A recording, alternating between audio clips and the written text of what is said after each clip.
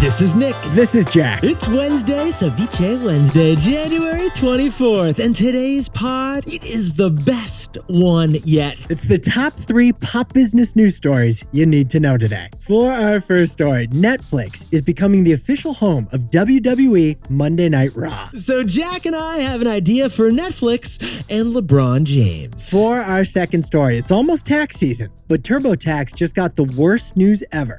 TurboTax has been grounded. TurboTax is forbidden from saying the word free. And our third and final story is Starbucks. Starbucks just announced the first ever North American Barista Championships. But we're calling this barista tournament the Goodwill Games. But besties, before we hit that wonderful mix of stories. What a mix of stories for today's show. Love the mix, Jack. For all those who celebrate, happy Peanut Butter Day. And a happy Peanut Butter Day to you, Jack. Because it's National Peanut Butter Day, and our economy doesn't run on Dunkin'. We run on peanut butter. Get this, Yetis. 90% of American households have a jar of peanut butter on one of their shelves. 9 out of 10 of you are spoon deep in some Skippy right now. 9 out of 10 of you are jamming out with a Justin's peanut butter. Hold the jam. Just the peanut butter. But we looked into the numbers. There's no spread that both unites us and divides us like peanut butter does. Yetis, peanut butter, it's the most popular butter in America, and yet America is divided on peanut butter lines. According to the National Peanut Butter Board, 56% of Americans prefer creamy peanut butter and 44% prefer crunchy peanut butter. It's not red state, blue state, it's smooth state and chunky state. And there was a survey conducted by a peanut butter company. Creamy peanut butter people are different than chunky peanut butter people. Turns out your peanut butter choice determines your personality, people. Nick and I jumped into the data. If you prefer smooth peanut butter, you are more likely to be introverted, more likely to get speeding tickets, more likely to book spontaneous trips, take fewer risks at work, and stay in on a Saturday night. But if you prefer crunchy peanut butter, then you are more likely to be goal-oriented, more likely to run marathons, more likely to file your taxes late, watch Game of Thrones, arrive late at work, and are 12% more likely to fall in love at first sight. So Yetis, whether you're a crunchy monkey or a groovy smoothie, peanut butter, it's an economy and it's an identity. Now, I only go for the oily peanut butter. I want to mix that stuff up and get it all in there. Jack, you want it smooth, but you can need some oil in there. That's how you know it's legit. You know how you get more oil in there. Now, Nick, on the other hand, don't you add a supplement to your peanut butter? Jack, I add a little olive oil to my almond butter and my peanut butter. I don't know what that's all about. You want to make your skin glisten, you put a little olive oil in that Skippy's, Jack. Besties, happy National Peanut Butter Day. You deserve it. I get the reduced fat, and then I add in the olive oil. So weird. What's in our 3 stories? Extra virgin Jif. 15 years before this song, 2 boys from the Northeast met in a dorm. They had an idea that caused a cultural storm. It's the best one yet, but the best is the norm. Jack, Nick, that's it. I don't even think they need to practice. 50%, that's a fat tip. T-Boy City on your at-list. If you know, you know, cause we ready to go. We can't wait no more, so just start the show. Start the show. For our first story, Netflix just bought the exclusive rights to stream WWE's Monday Night Raw Wrestling. Pro wrestling is the first, but not the last, of Netflix's live sports journey. But Jack, let's kick off this stories by going to the numbers. Netflix announced earnings last night and we were watching. What did we see? It was their second best quarter for new subscribers in company history. 13 million people signed up. That sent the stock 9% higher, but Jack and I don't want to talk about that. We found something even bigger, which was their announcement earlier in the day that Netflix is entering live sports with the WWE. Yetis, for 31 years, Monday Night Raw Wrestling has been broadcasting fully shaven, topless men straight to your TV screen. Jack, you get up close, you can smell the sweat on those guys, man. You can smell the pile drivers, the tombstones, the steel chair cage matches. And they did it all in some lovely Lululemon black leotards. And not a single body hair on any of those wrestlers. And that's true, that's true. Although I didn't grow up watching much wrestling, Jack. Full disclosure, I should admit that. Dude, I used to stay up past bedtime to watch Hulk Hogan do his leg drop. and Randy Savage do his elbow drop. Stone Cold Steve Austin, the original cold plunge. Well, here's the news. Starting in January 2025, WWE's flagship show, Monday Night Raw, will be streamed exclusively on Netflix. In fact, former wrestling superstar The Rock went to the New York Stock Exchange to announce this huge Netflix deal. Do you smell what The Rock is streaming? Here's what Jack and I found fascinating about this story. This happens to be the most expensive thing that Netflix has ever done. By far. This is a 10-year streaming deal that cost Netflix $5 billion. We repeat, $5 billion. Yetis, for $5 billion, Netflix could have acquired Lyft. That's right, Netflix could have its own ride-share company. Instead, they're getting the rights to wrestling. Here's what Netflix gets for that $500 million a year that they're paying the WWE. The key thing that Netflix gets is the holy grail of streaming. Because nothing draws viewers today like live events. So Netflix can win over the late adopting cord cutters out there who really just want live sports and live entertainment. And here's what the WWE gets besides the $500 million a year. Wrestling is getting the biggest billboard on earth with this deal. Netflix's homepage is a huge marketing boost seen by 250 million global subscribers. So every Monday night, WWE Raw is going to be the first thing that you see when you open your Netflix app. And that is why WWE's stock, which is ticker symbol TKO, jumped by 16% on Tuesday. That's a 16% stock jump that you can't script, Jack. So Jack, what's the takeaway for our buddies over at Netflix? The WWE just went to streaming. Next up, the NBA. Yetis, Jack and I have been keeping track here. First, it was Thursday Night Football. Then it was Major League Soccer. And now it is pro wrestling that have all gone exclusive to streaming. What's next? We think the NBA. Guess what, Yetis? It's perfect timing because the NBA's media contract expires after next season. And we think they should sign with Netflix. Why? Because the NBA is young, it's international, which is just like Netflix. The NBA's audience, it's more international than the other 4 major sports leagues. And the NBA's audience is younger than the other 4 major sports leagues. The NBA needs to cater to young international Netflix streamers, not the old American cable subscribers out there. For all the reasons that the Netflix and wrestling deal makes sense, it's even more so for Netflix and the NBA. So the way we see it, WWE just went to streaming. The NBA should be next. For our second story, TurboTax was just banned from saying the word free in any of its ads. They may not say free. TurboTax was just grounded, but it's got a huge bedroom. Yeah, it is. A couple of years ago, TurboTax had this commercial on TV. You may have seen it. It's a boy competing in a spelling contest. Let's play the tape. F-R-E-E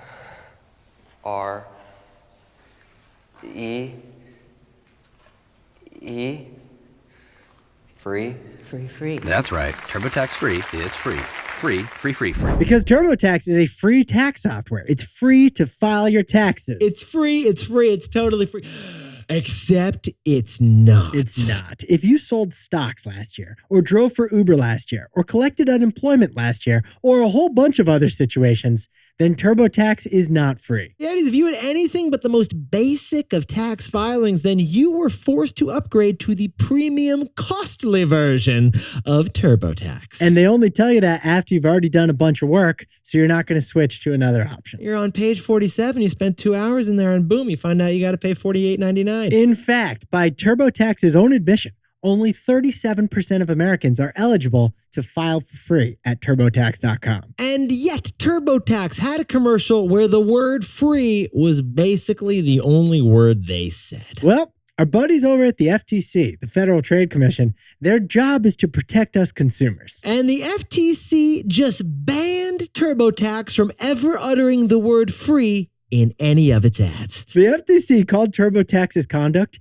egregious. Outrageous. Saying that they blanketed the country with deceptive ads. Like, Jack, we have never seen this before, have we? Like, TurboTax just got grounded like a misbehaving child. We weren't allowed to swear when we were kids. No, we weren't. TurboTax isn't allowed to say the word free. TurboTax, go to your room, no dessert. They're only allowed to say free if they clearly disclose the percentage of customers that actually do qualify for their free service. Otherwise, if you say the word free TurboTax, the government is going to wash your mouth out with soap like my grandmother did. Now, TurboTax and their owner, INTU, appear furious at this ruling, just like we were when we got grounded when we were kids. Yeah, we really like dessert. It's not fun not getting dessert. TurboTax says that this ruling reflects a biased and broken system. TurboTax is basically like, yeah, my sister started it. She kicked me under the table. But on January 1st, a few weeks ago, TurboTax debuted a new TV commercial for this year's tax season. And it clearly says that 37% of taxpayers qualify for their free services. And then they finish with, see if you qualify at TurboTax.com. So it looks like TurboTax found an easy fix. Don't say free unless it's the whole truth. Otherwise,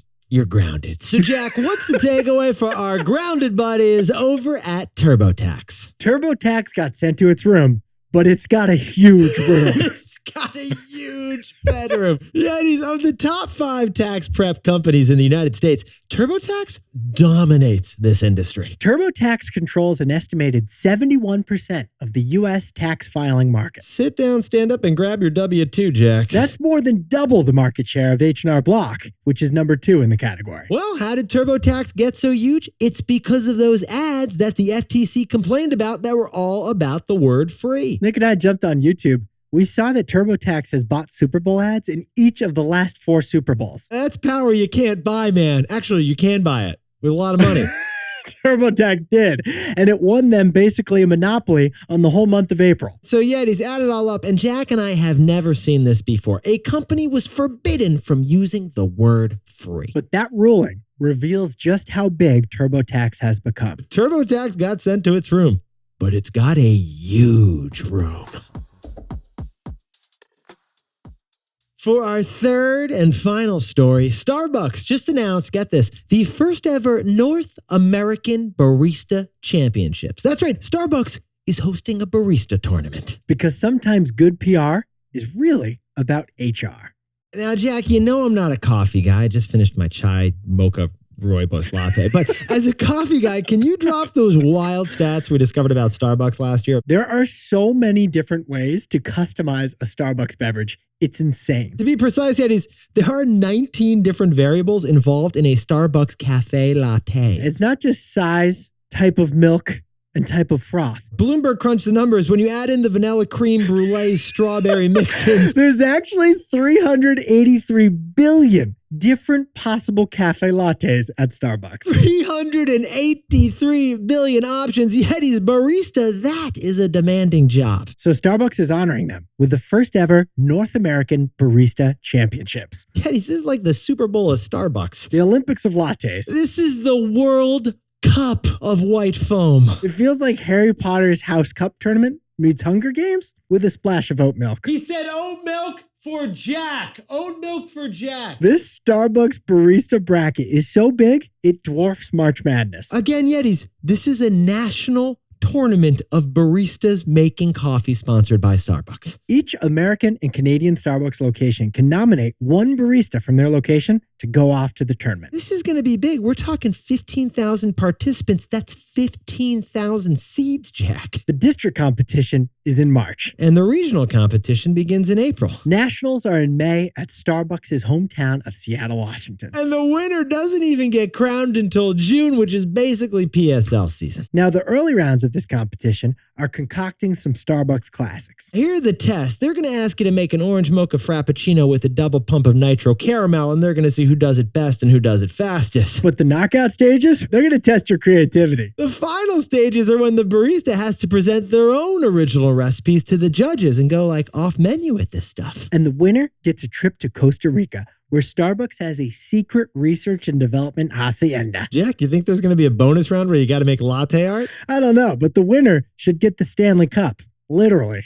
Yeah. Hoist the Starbucks Stanley mug if you win this tournament. At the very least, whichever barista wins this, they should name a signature drink after them.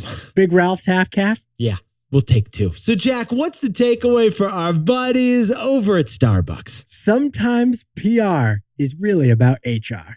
Yeah, the way we see it, this competition is really the Goodwill Games. Barista Goodwill. Because Starbucks has been struggling with worker relations recently. Specifically, baristas have been unionizing. Last year, 8,000 Starbucks workers voted to unionize. They want better pay, they want better hours, and they want less complex drinks. It was so alarming to Starbucks that they brought back Howard Schultz for a third tenure as CEO. And that explains the real strategy behind these barista games. It's actually about worker relations. Starbucks isn't putting this tournament on ESPN. I mean, although we wish they would. They're putting baristas on a pedestal to show them appreciation. Starbucks is hosting the Barista Championships to win goodwill from baristas and maybe, just maybe, stave off more unionization. Because sometimes PR is really about HR.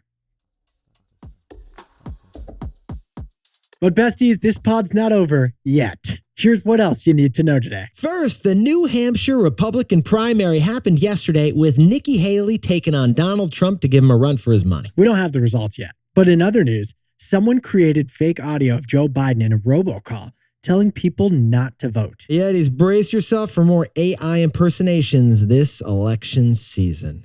And second, stocks are at a record high, but Bitcoin is no longer at a record high. Bitcoin is down 20% since the approval of that long-awaited Bitcoin ETF. Why is it down exactly, Jack? No one knows, Nick. No one knows. And finally, Oscar nominations just came in and Oppenheimer dominated. Oppenheimer got 13 nominations. Margot Robbie? She got robbed. She didn't get an Oscar nomination, although Barbie did get 8.